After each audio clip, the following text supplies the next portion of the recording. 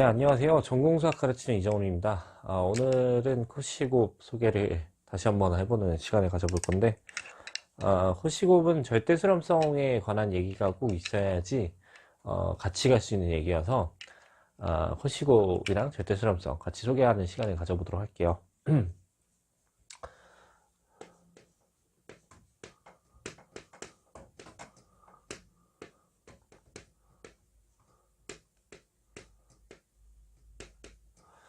이렇게 AN의 시그마 형태와 BN의 시그마 형태를 써놓고 그 수열 두 개를 곱한 녀석에 대해서 고려를 해보고 싶어요. 근데 우리가 일반적으로 이런 건 성립하지 않죠. 시그마 AN 곱하기 BN의 형태. 그래서 L부터 인피니티까지. 이런 거는 왜 성립하지 않냐면 시그마 형태에 대해서 유한부터 이미 주식이 성립하지 않아요. 그러니까 이게 인피니티까지 합이 중요한 게 아니라 이 3까지만 가도 성립하지 않기 때문에 무한에서 성립하지 않는 상황이 오는 거예요. 그러니까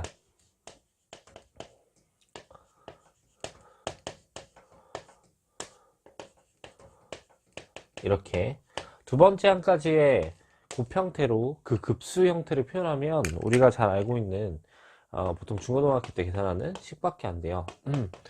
A1, A2에 대한 합에 곱하기 B1, B2 이렇게 쓰는 상황이 되는 건데 이 형태에 대해서 다시 한번 써보면 이 형태는 A1과 B1의 곱의 합 더하기 A2, B2가 되는 거죠.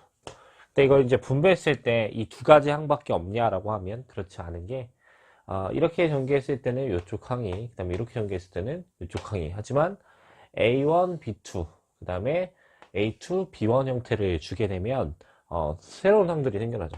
스테이트를 해보자면 A1, B1을 전개했을 때 이 항이 생기는 거예요. 그 다음에 두 번째로 A1과 B2가 만나는 상황. 그 다음에 A2와 B1이 만나는 상황. 그 다음에 A2와 B2가 만나는 상황. 그러니까 이 둘을 비교했을 때는 같지 않다는 걸 알 수 있는 게 이 두 개의 항이 생겨나기 때문에 같지 않다는 걸 알 수가 있어요. 그러면 곱하기 형태에 대해서 어떻게 표현하면 될까? 이제 이걸 고려해보고 싶은 거죠. 그러니까 이런 형태로 이제 표현하고 싶은 건데, 이걸 같지 않다는 거 알았잖아요. 근데 생각을 해보니까 어떤 식의 논리를 펼쳐볼 수가 있냐면, 이 두 가지 곱한 형태는 이렇게 잘 묶어주면, 얘를 뭐 정도로 볼 수가 있냐면, 합이 2인 거, 그 다음에 합이 3인 거에 모음이 될 거고, 이건 합이 4인 거의 모임이 되는 거죠. 그러니까 이렇게 AN과 BN의 시그마 형태의 합을 표현한다고 치면 이렇게 summation CN 형태로 이렇게 표현해 줘야 되는데 이 CN에 대한 형태가 어떻게 될까 이걸 지금 판단을 해봐야 되잖아요. 그래서 CN을 써볼 건데 요거를 이제 C1 정도로 놓고 이거 C2 정도로 놓고 이걸 C3 정도로 놓는 상황을 주고 싶은 거죠. 그러면 합이 2일 때 C1으로, 그 다음에 합이 3일 때 C2로, 합이 4일 때 3로 놓은 거니까 하나씩 작다는 걸 알 수가 있죠. 그래서 결국 어떻게 생각하면 되냐면 이 CN이라고 하는 녀석의 표현은 I랑 J 합을 고려하는 거예요. AI와 BJ의 합.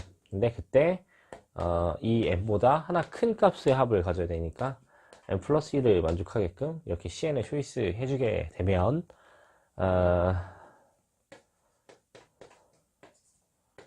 그러면 적당히 이렇게 묶어서 표현해 줄 수 있는 상황이 오는데 이때 이 친구를 뭐라고 하는 거냐면 AN과 BN의 코시곱이다 이렇게 얘기해 줘요.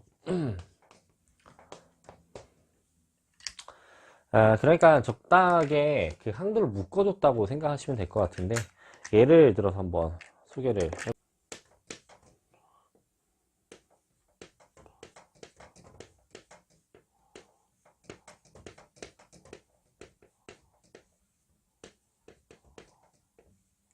이렇게 루트 n분의 1과 루트 n분의 1의 그러니까 같은 급수 형태에 대한 코시곱을 한번 고려해 보고 싶어요. 그러면 이거에 대한 표현을 시그마 cn 정도로 표현을 해서 얘에 대한 표현을 한번 찾아보면 되는데 cn을 아까 정의대로 보니까 어떻게 쓸 수 있냐면 썸에 i 플러스 j가 이 n을 넘어가는 n 플러스 1 형태가 되면 그걸 이제 코시곱의 개수 형태로 가져가는 거니까 항의 형태로 가져가는 거니까 이렇게 표현해 줄 수가 있는데, 그러면 이 친구가 지금 i번째니까 이렇게 써주고, 그 다음에 얘는 j번째니까 이렇게 써서 cn을 표현해 주면 되는 거예요. 근데 이렇게 쓰니까 사실 불편하죠. 왜냐면 ij가 이렇게 놓으면 n 관계식이 있잖아요. n 플러스 1이라는 게 고정되어 있기 때문에, 그래서 이렇게 표현하기보다는 다시 표현을 해주길, 시그마의 i를 기준으로 이렇게 써보죠. 그러면 j는 어떻게 되냐면, j는 n에서 i를 뺀 다음에 1만큼 더해주면 되겠죠. 그래서 n에서 i를 빼주고 1만큼 더해준 거에 표현으로 이렇게 취해주면 될 거고, i는 1부터 도는 거니까 1부터 n까지 돌아서 cn에 대한 표현을 이렇게 취해줄 수 있겠구나, 이렇게 판단해 볼 수가 있겠죠. 그러면 이거 이제 코시곱 형태로 좀 얘기를 해볼 수 있는 상황이 되죠. 네, 물론 얘를 항상 정리할 수 있냐라고 하면 시그마 자체는 항상 정리할 수 있는 건 아니기 때문에 얘를 지금 정리시키기에는 좀 애매한 부분이 생기고, 여기서는 이제 같이 고려해봐야 될 거는 뭐냐면, 원래 재별급수라는 것도 전별 수렴,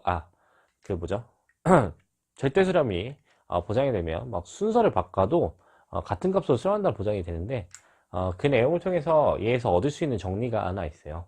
뭐냐면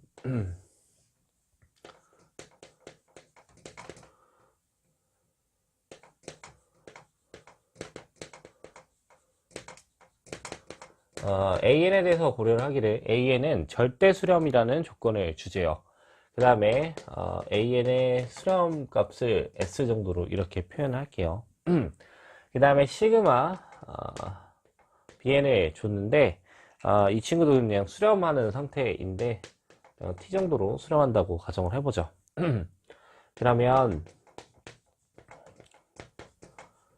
AN 곱하기 BN의 형태가 수렴하는 걸 보장해 줄 수 있고, 그 수렴값 자체가 둘의 곱 형태로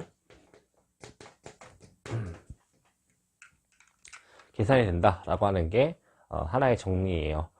그러면 여기서 조건을 주기를, 절대 수렴이라는 조건이 들어가니까 결국 곱하기로 계산할 수 있겠구나 라는 얘기를 해줄 수 있죠. 그러면 만약에 절대 수렴이라는 조건이 빠져 있는 상황에서 계산을 취하게 되면 결국 이런 게 성립하지 않는 상황이 올 수 있겠죠. 대표적으로 수렴하지 않아 버린 상황이 와버리면 이제 발산한 상태가 될 텐데, 한번 이거를 변형해서 만들어 볼까요? 그러니까 절대 수렴이 깨지는 조건 수렴하는 AN과 BN에 대한 조건을 주면 이런 거 줄 수 있죠. 그러니까 마이너스 1의 n승을 취해주면 교대급수 판정에 의해서 수렴하는 건 맞지만, 이 친구는 절대값을 씌웠을 때는 루트 n분의 1이라는 값 때문에 P급수 판정에 의해서 발산하는 상태가 돼요. 그러니까 절대 수렴하지 않고 조건 수렴하는 대표적인 예 두 개로 소개할 수 있는데, 여기서는 적어도 하나가 절대 수렴이 보장돼야 된다고 했으니까 둘 다 조건 수렴하는 형태에 대해서 고려를 한번 해봤을 때 어떤 일이 일어나는지 판단해보고 싶은 거죠.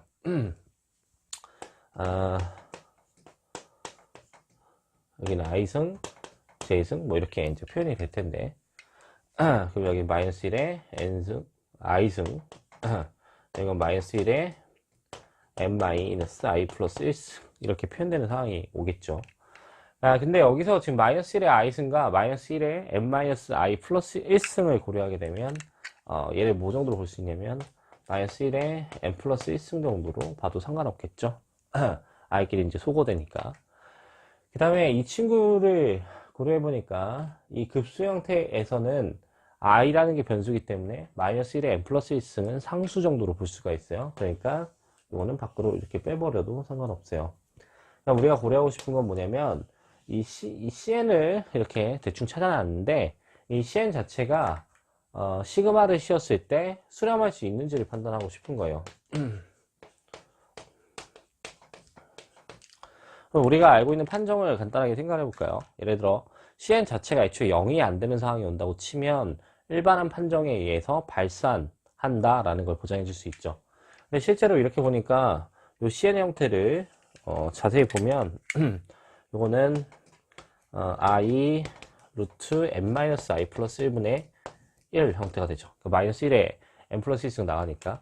근데 얘를 보면 모든 항이 다 0보다 큰 값인데 유한계를 합하더라도 어쨌든 1보다 큰 값으로 합의되어 있으니까 아무리 n에다 극한을 보낸다 할지라도 수렴할 수 없는 상황이 온다는 걸 알 수가 있어요. 왜냐면 얘가 0이 아니기 때문에. 그러니까 CN 자체가 0이 아닌 게 보장이 될 거고 얘가 0이 아니라는 건 일반한 판정에 의해서 일판 수렴하지 않아요 라는 걸 보장해 줄 수 있다. 그러니까 결국 둘 중에 하나라도 절대 수렴하다는 조건이 있으면 두 개 곱 형태로 얘가 수렴한 상태는 맞지만 둘 다 절대 수렴하지 않은 조건을 가져가 버리면 심지어 발산도 할 수 있는 상황이 온다. 자, 그래서 코시곱에 대한 얘기를 이 정도로 소개할 수 있는 상황이 오는 거죠. 그래서 여기까지 소개하는 걸로 하고 코시곱은 이런 건데 코시곱 자체가 좀 어려운 얘기일 수 있어요. 실사학에서는 간단하게 알고 가야 되는 얘기이기도 하고 미적분학 상황에서는 이게 조금 어려운 얘기일 수 있지만 사실 이해하고 나면 그렇게 어려운 얘기는 또 아니기 때문에 어느 정도 이해를 하고 넘어가시는 편이 좋을 것 같습니다. 오늘은 여기까지 소개하는 걸로 하고 다음 시간에 또 찾아뵙도록 하겠습니다. 감사합니다.